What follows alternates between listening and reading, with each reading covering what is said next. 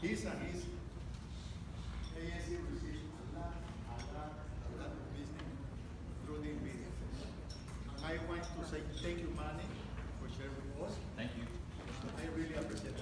Muchas gracias. Manny Soto from Finlandia.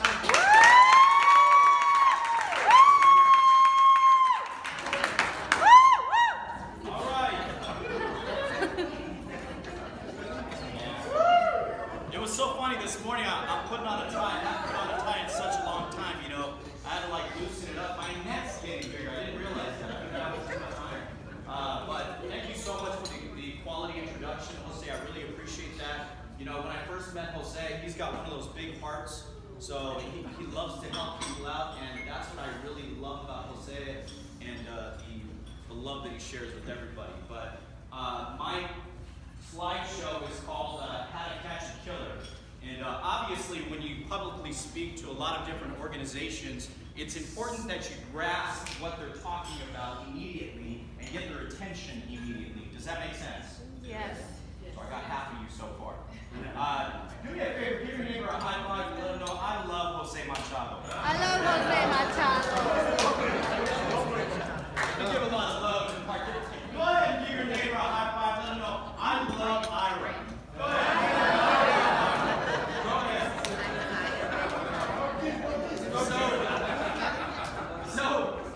In the essence of time, I'm going to zip through these slides. Jose asked me to talk a little bit about social media. He asked me to talk a little bit about our business pipeline, things of that nature. So I got the title of How to Catch a Killer originally from my cousin. My cousin used to live with me, used to rent a room. And back when he was single, he was a killer. We'd go to the bar, let me tell you. We'd go to the bar, the guy was a sniper. He always came out with the most numbers for the females. But I noticed, it's pretty crazy, you know, he's not the best looking guy, but what he lacks in height, he makes up for in confidence. Does that make sense?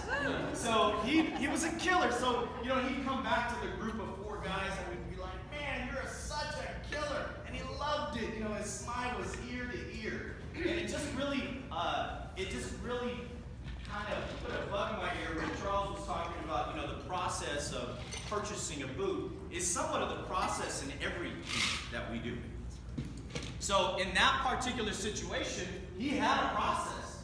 You know, he did his hair for 22 minutes, he plucked his eyebrows here and there, he did a little scope mouthwash, you know, he had a little system down packed, man. Let me tell you, he was the chick in the crew, like, hey dude, hurry up, you know?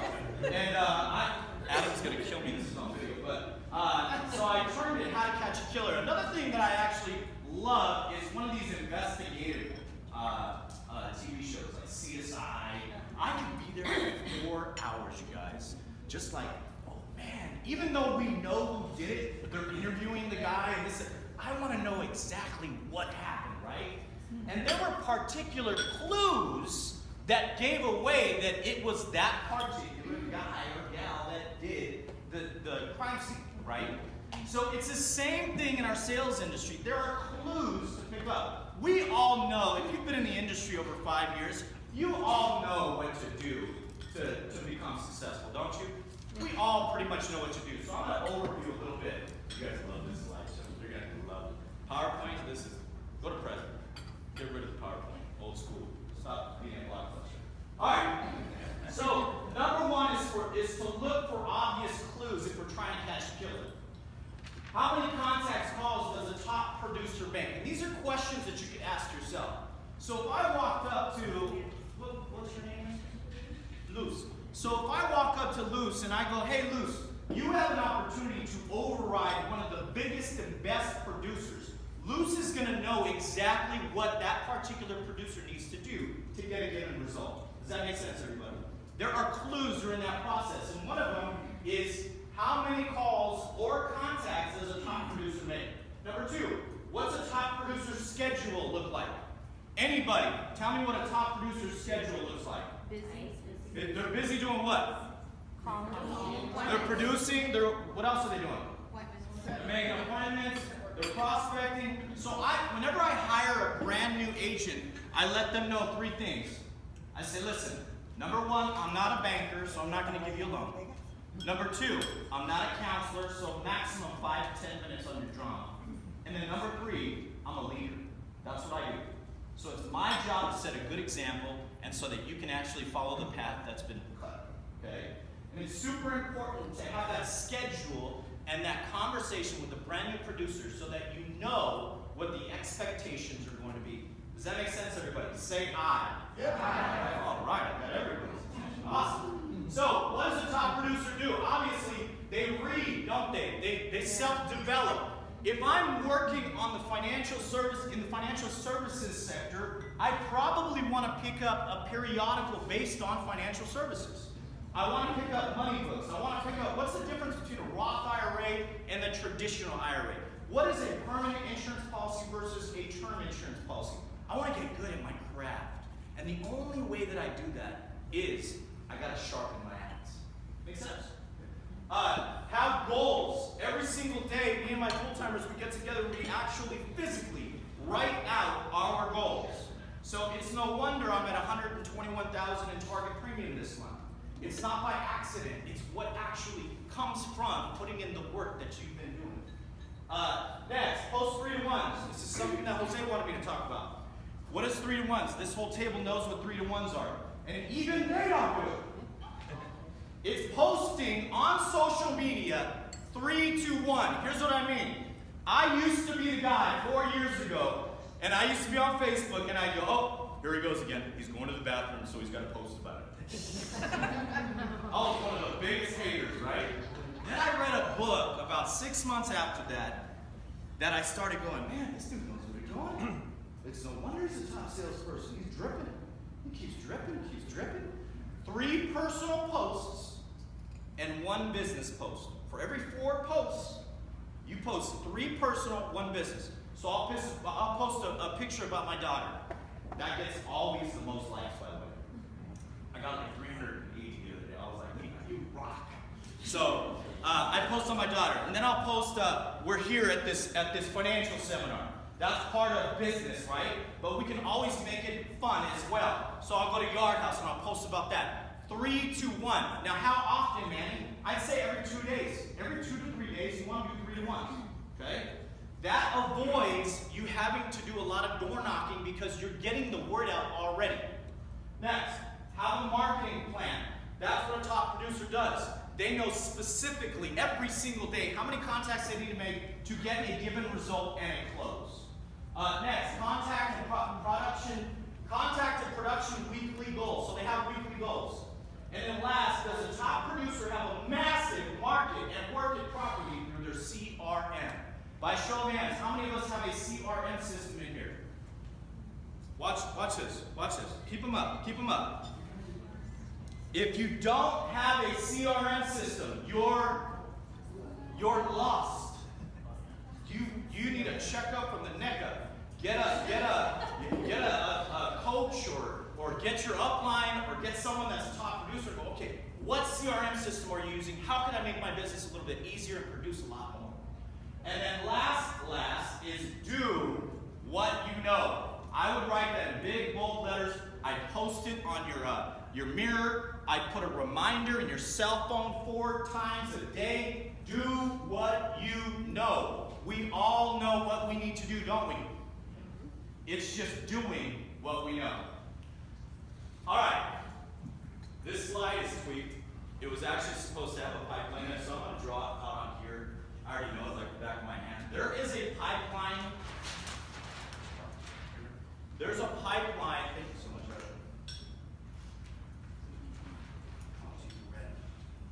There's a pipeline of business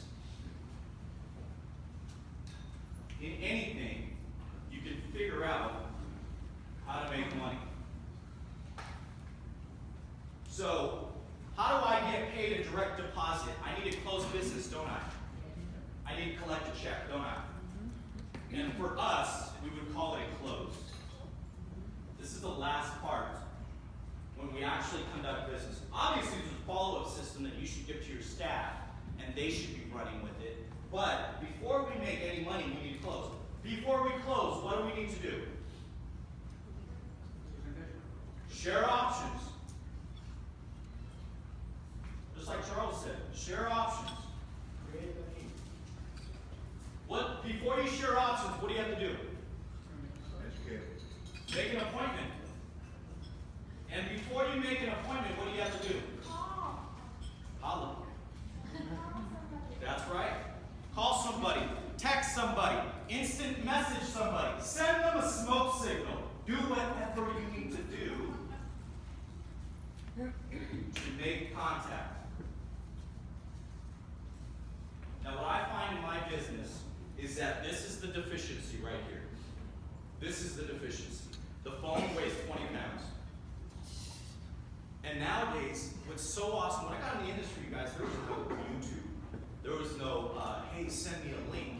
It was, dude, pick up that heavy ass phone and make a dial and tell somebody about changing their family's financial future. Is that not right or wrong? Before I make contact, what do? That's right, you prospect. So when I sit down, and we'll go through this in the 3 C's, but when I sit down with an agent and they go, oh man, you know, I made $200 last month, I don't know if I can make my mortgage. I go, oh man, let me help you out. Let's go to the pipe. I know what you're going to say. Where's the pipeline? That's right. That's right. I just, boom, right here. Here's the pipeline. Here's the secret to success. Here's our system, right? Ray Kroc didn't make the best McDonald's, but McDonald's feeds more than 6% of Americans every day. So, I go through their system and I go, let me ask you, how many prospects you got? I got like 513 in my CRM system. Awesome. How many contacts did you make this week? 12. What do we got for them, Mark? We figured out the problem, right?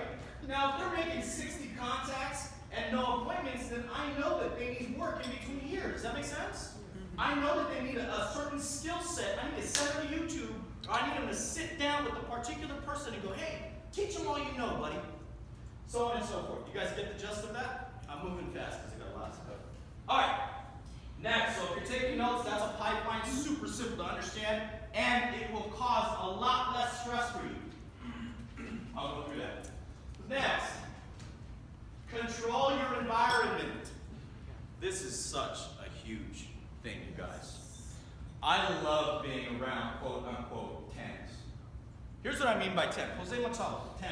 I love being around him. He brings the energy. Hey, compa, how are you? I'm like, damn, I like this guy, right? I'm getting a little fired up just being around him, right? Charles, I shake his hand. He's like so charismatic. Super sick, right? I love hanging out with 10s. My best friend, he owns several Jack in the Box and Denny's and Panera Breads. He's my age. He bankrolls me. He's probably going to be a billionaire in the near future. I love going out with the dude and going, hey bro, let me pick up lunch. I got this. And they're a little bit weird, by the way, just so you know. The super wealthy, they're a little bit awkward. But you got to be a little bit awkward with them, you know? I have another buddy of mine, blue-collar worker, makes probably $60,000, $65,000 a year. His name's Albert. Love him to death. The best husband, the most unbelievable father you will ever meet. He's a 10. Total 10. Love being around the dude. Can't get enough of him. I love playing cards with a good friend of mine. His name's Javi. Javi makes a multiple 6-figure income. He manages a ton of different staff members and team members. The guy is sick. I love being around 10s. I love hanging out with Omar, Nelly, Erica. I love hanging around all these 10 attitudes because it makes me even bigger and better than I already am. Does that make sense? Number 2, have a winning attitude. Not a whining attitude, a winning attitude. Number 3, read and visualize your goals. Let me say that again. Read and visualize your goals. If you don't have a goal, you're going to become somebody else's. Wow. Follow? Read and visualize your goals. And then lastly, put your blinders on and don't stop IPA. Now, we're live on Facebook, and my tailor, he taught me this, IPA, okay? Yes, I'm wearing your coat, bro. But IPA stands for Income Producing Activity. Income Producing Activity. So, put your blinders on and don't stop IPA. Make sense? Thank you, Art. All right, next.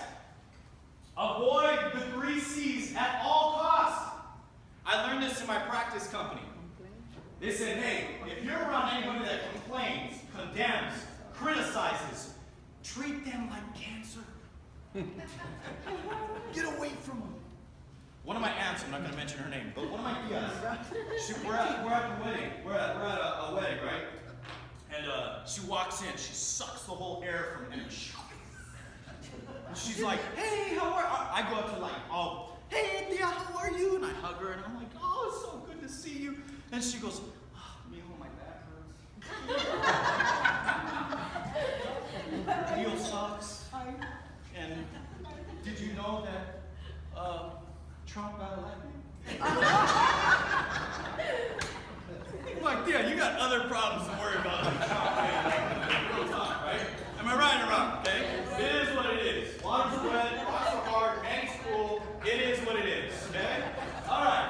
So if you see anybody that's complaining, you get one of those complainers in your office, you gotta again give them that check up and the neck up. Make sense? You have a sit-down conversation with them. You go, listen, we're gonna have this conversation one time only. Please do not complain in my office. Oh man, it took me an hour and a half to get on the freeway and blah, blah, blah. Okay, it's one day a week we have a training here.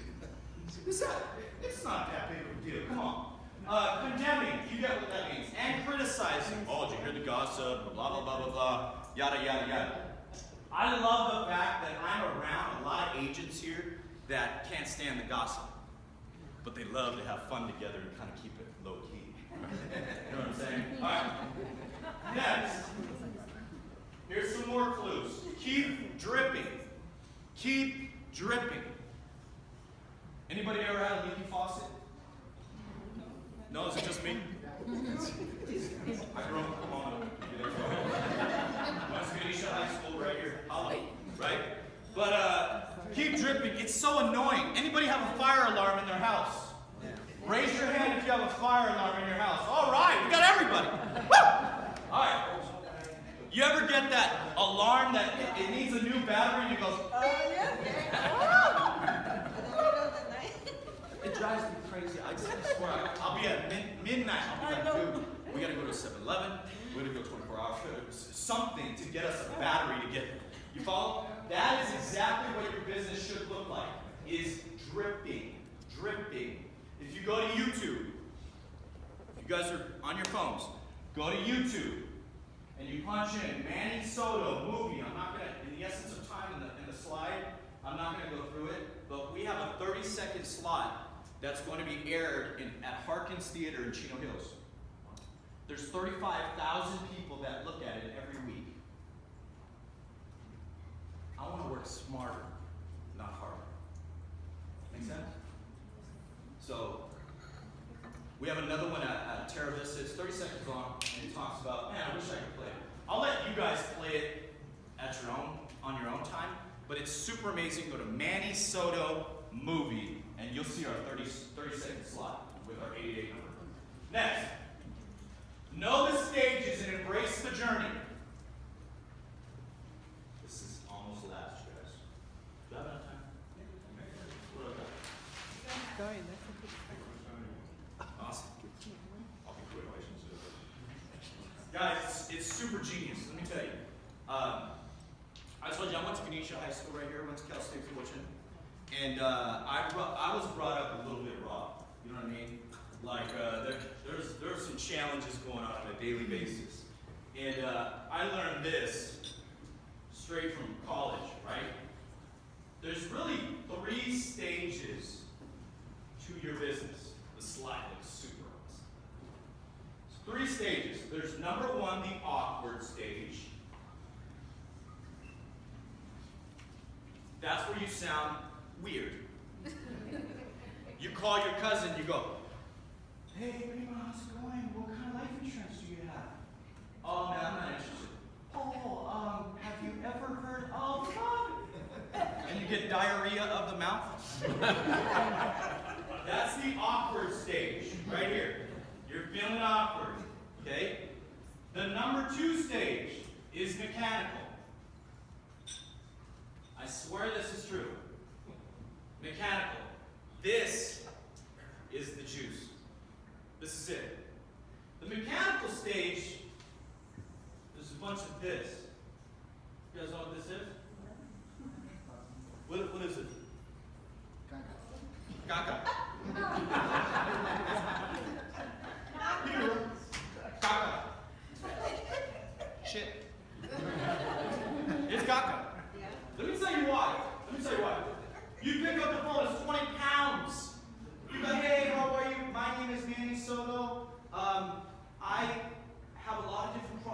services. What are you looking for? And they go, oh, I'm not really looking for anything. I go, oh, okay. And they go, oh, let's do lunch. Wow, what a day.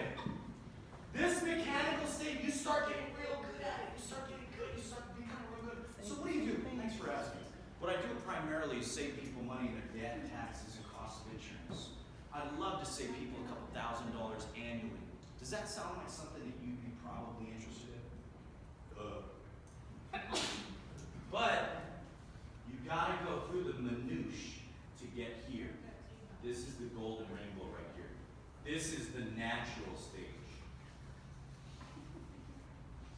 Here's what I see happen, and I've been doing this for years. I've trained thousands of people. I see a new guy, he gets real good. Like Omar's almost, he's like on the cusp, like, yeah, yes! You guys ever step in Gaka before though? Nasty. I had an ex-girlfriend, I was barefoot. Anyways, so in the mechanical stage, let me tell you guys something. Some of you guys, this is true, this is what you do. You go into the mechanical stage, you're right in the middle, you start learning the words, you make 22 phone calls in a day, you feel empowered, you're like, yes, I got this. And then you go right back to awkward. Does that make sense? Can I submit something to you? Run through the gaga. Run. Don't swim in the gaga. Run through the craft. That is part of becoming successful. Learning the words, of course, getting good at the products, all this other stuff. You know, I have friends of mine with double master's degree, and they're like, well, I went to blah, blah, blah. Well, I went to USC. Well, I go, yeah, I went there too. I went to a party over there one time. You know, I got all these college grads, and I'm like, bro, let's do an inventory. How long did you go to college? I was about 6 to 8 years, and blah, blah, blah. I go, really? How much do you make now? I mean, if that's what your goal is, not really the education, I can go and get a financial education the next 3 to 6 months if I really get on it. If I put in the reps, if I take the cuts, as what Charles was saying, to get to the natural stage. And that's really where you become a pro. Does that make sense? Now, to end, once you can catch a killer, on this investigative reports and ID investigates, doesn't the cop always get all the recognition? He gets on the camera, he's like, yeah, man, I figured it out from the start. And I told him blah, blah, blah, blah. I go, man, this guy's awesome. He's getting the recognition, right? It's the same thing here when you get to the natural stage. You get the recognition and rewards. You know, 14 years ago, I got into the industry, and I used to have a job. Yeah, I was 21 at the time. But I used to have a job. And I remember, you guys got that? I remember that I got an award. It was for being there for 1 year. You guys ever been recognized at a job, JOB, just over the road? Yeah. So I was making $76,000 a year. I was one of the youngest managers, and I knew it was my time to shine.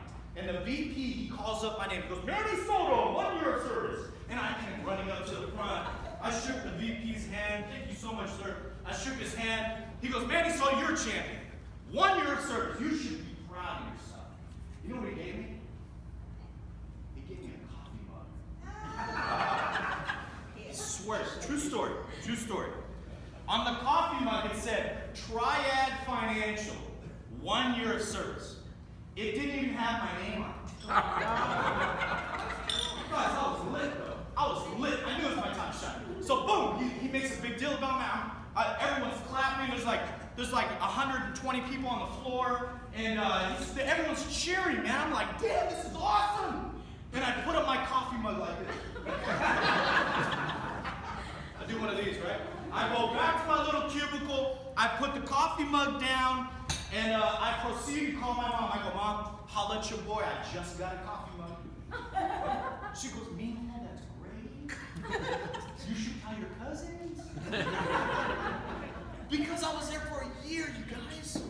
Here, they take you on vacations. You know, vacations are nice, but it's a lot nicer when it's paid for, isn't it? Doesn't it make you want to aspire to do something bigger, something better? And as a result of you being so passionate about something that you love to do, you get rewarded for it. There's so many different trips and events and recognition, award ceremonies, etc. And you get to do whatever you want, whenever you want to do it. Here's what I'll tell you guys. Yes, success is a journey.